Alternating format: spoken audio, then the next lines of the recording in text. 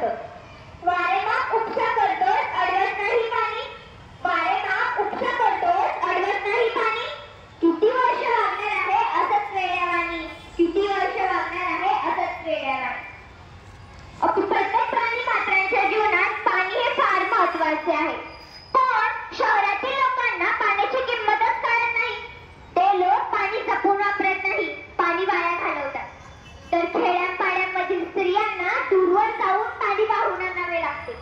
त्याचे कष्ट श्रम आपण लक्षात घेतले पाहिजे. नद्यामध्ये उन्हाळ्यामध्ये नद्या, विहिरी, नाले, ओढे आटतात. त्यावेळी लहानशा वाटीने खड्ड्यातील पाणी भरणारी मुले पाहिली की जीव कासावीस होतो. मला एक प्रश्न पडतो की तेलाचा टँकर गळका नसतो, दुधाचा टँकर गळका नसतो, पेट्रोल आणि डिझेल यांचाही टँकर गळका नसतो, मग फक्त पाण्याचाच टँकर का गळका असतो? पाणी आपल्यासाठी अमूल्य नाहीये का? आजकालच्या लोकांनी जंगले नष्ट केली, बांधकाम केले, त्यामुळे जमिनीच्या आणि पाणीमुळे हवे तेवढे मुरतच नाही. म्हणून आपण पाणी वाचवा पाणी जिरवा या संकल्पनेवर जास्तीत जास्त भर दिला पाहिजे.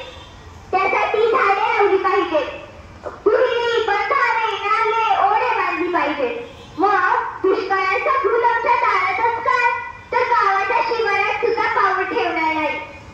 कार धुणे न खुले, कार धुणे न खुले असं अपव्य करणे टाळा. पाण्यासाठी होतात वाद सोडवावे किती वेळा, पाण्यासाठी होतात वाद सोडवावे किती वेळा.